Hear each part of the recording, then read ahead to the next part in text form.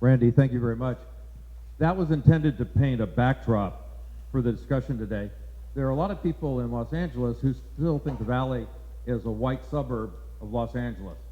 The Valley is anything but that, and part of this, part of the film, and gentlemen that we will be hearing from shortly are going to talk about the demographics of the Valley because it's an important sort of baseline to add to this discussion in terms of what are the unmet needs of the Valley. A couple of housekeeping things, though, I want to do before we get to our first speakers. One, I want to include in the thanks, we mentioned Ken Phillips of the Economic Alliance, Erica Glass, and everyone else from the Alliance who's done such a great job in helping make this possible today, along with all the people we mentioned before, the Hertzberg interns and the actual people that work for Bob, who don't work 9 to 5, trust me, they work. I could tell by that sound little thing he did on the Valley pieces, the little popping thing. No, but all the people on Bob's staff, particularly Barry, but just a phenomenal job, and all of you for being here today. Also want to say a couple things about today. First, this is not a high-speed rail discussion. Okay, so I want to get that out of the way early. That's another panel, another time.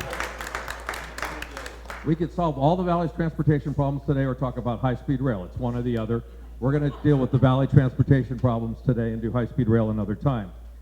This is the first of 2 sessions like this.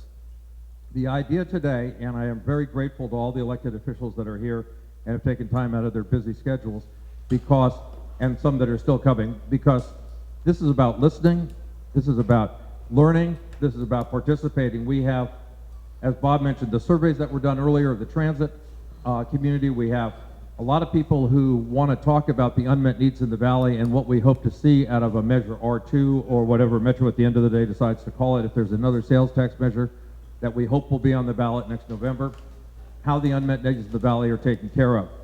We are very, very lucky in the Valley because VICA and the CoG, the Council of Governments, have done a lot of work already and put together a baseline that we can grow from.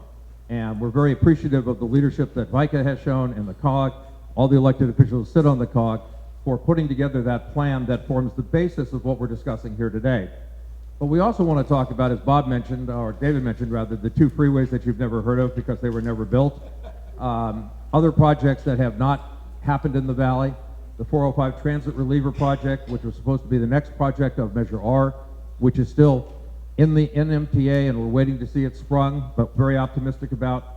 There's a lot of things, but also a lot of underlying needs in terms of transit, which we will all get to in a minute. This is designed to be a collaborative process. It's not an adversarial process. We're all on the same side and we're all working to do the same thing, which is make it possible to get from point A to point B in the same month, year, day, hour, whatever your commute may be.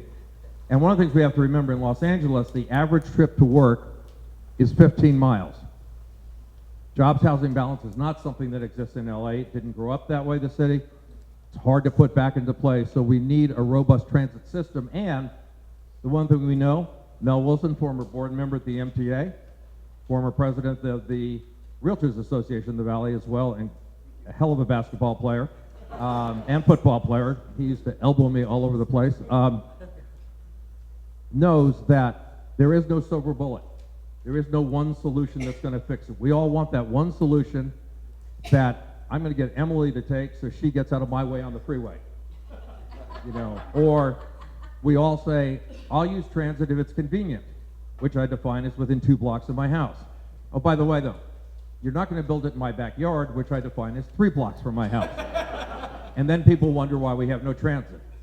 This is also the Valley getting its act together better than we did before Measure R1. We have a CoG now, Council of Governments, we didn't have then. We had disputes within the Valley about rail. That's all in the past. This is all about moving forward. And with the energy of Mr. Hertzberg, who I sometimes think could build these rails single-handedly in a day or 2 just on the energy exerted, we're going to have a good meeting today, a good discussion. So with that, I'd like to start with Kobe King, who is the chairperson of VICA. And we got a mic for you right there. Again, VICA took the lead on Valley on Track. Kobe, we appreciate it and appreciate your being here. Thank you, Richard. I guess this is on. Yes.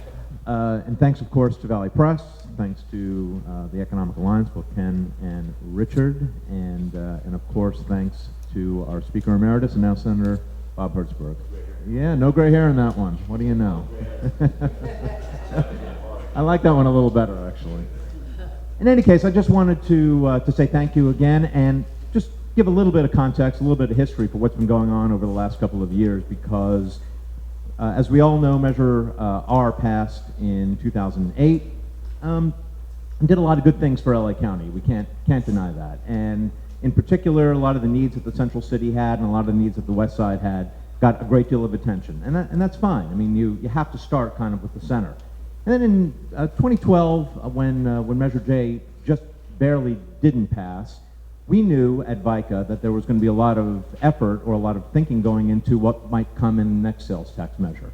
And so among VICA, within our leadership and at our transportation committee, led by Francine Ocean, we started thinking about, well, what are the projects that the Valley really should focus on, and probably more importantly, what would be the Valley's fair share of a next sales tax measure?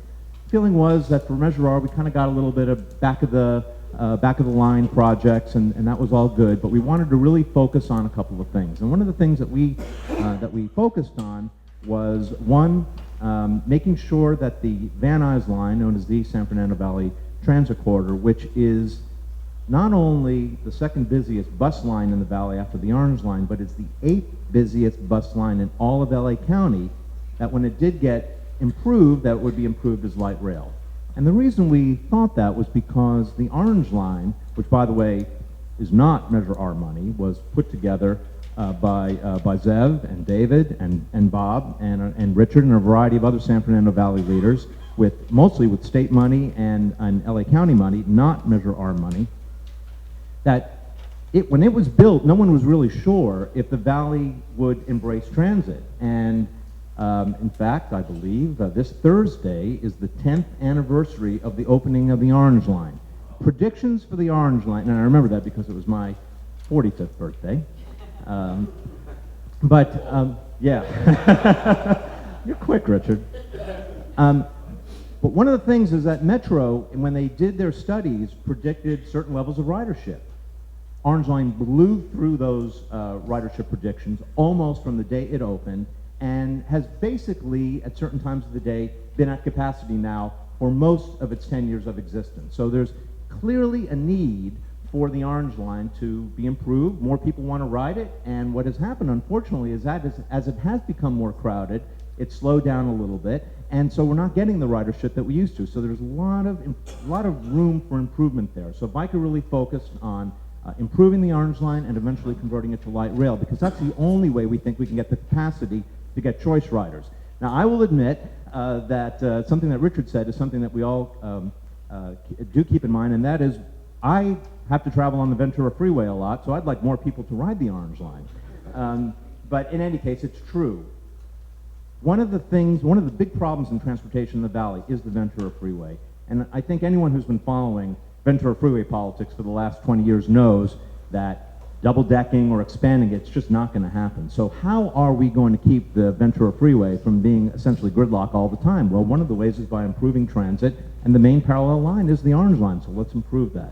And then finally, the last thing is that there was money in Measure R to start studying the Sepulveda Pass Tunnel, and so we'd like to get more money for that. So the bottom line is that's kind of where we came out, and working with the CoG, most of those those projects are now on the priority list for Metro, and we're looking forward to continuing to work with you and figure out what else needs to be done in the Valley. Let me make one last point, Richard. One quick last point, and that is Metro's numbers in terms of what the Valley deserves, VICA believes are artificially low, and that is because just like the Central City probably deserves a little bit more because there's so much pass-through traffic through downtown and the areas around that, we believe that the San Fernando Valley actually is part of a greater region where so much traffic passes through the valley, whether it's the Conejo Valley or whether it's Santa Clarita or the Antelope Valley or even the San Gabriel Valley. The valley is really more than just the 15% of people that live here in the valley. So we think that because of our status as a pass-through, we deserve more. And given the amount of funding in Measure R and in Measure J, that's what we're going to be advocating for. So the Valley deserves more, and we're looking forward to hearing more. Toby, thank you. If you would hand that to Jess while that's taking place, I will point out, at some point people will understand that the Valley is no longer the suburb of Los Angeles. The Valley is urban as any part of LA. The suburb actually now is the Santa Clarita Valley. It's not really the San Fernando Valley. And our transportation needs are those of any dense urban area. So, Jess? Yes. Council member, Yes, sir. Burbank, chair of the CoG, transportation expert for years. Oh, for years. See You're that up. right there. Anyway, well, everything I was going to say was already mentioned. All right, thank So, Moving this so in along. the interest of time, good morning, everyone. I'd like to thank the Alliance, obviously the Center, for putting this together. Thank you very much. The COG. We've only been around 5 years. We're the youngest COG of all the COGs. There's like 6 COGs in the region. We're the youngest COG. We're only 5 years old. So we're a work in progress. We're learning, but we're quick learners.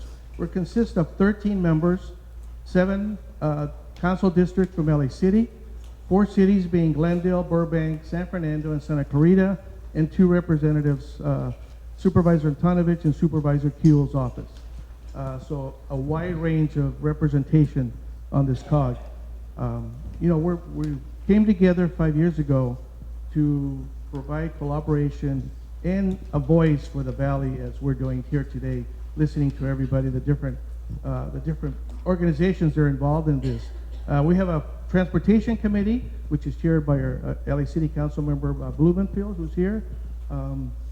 It's moving forward together, listening to each other, working for the best possible solution. I don't believe we're going to get a perfect solution, but we're going to get the best possible solution, working together and moving forward and educating. That's the bottom line. We are really focused, the COG is focused on educating our residents. I mean, that's the way we're going to get positive results. By education, let them know what we want to do, and then move forward, and let's pass that next measure. Thank you very much. Jess, thank you very much. I know Kevin James, who is the chair of the Public Works Commission for the mayor, was here. He said he had a quorum, though he was trying to make that. Kevin may have left. Okay. Let's move to the video now, the second video, and then after that, we will get into our discussion.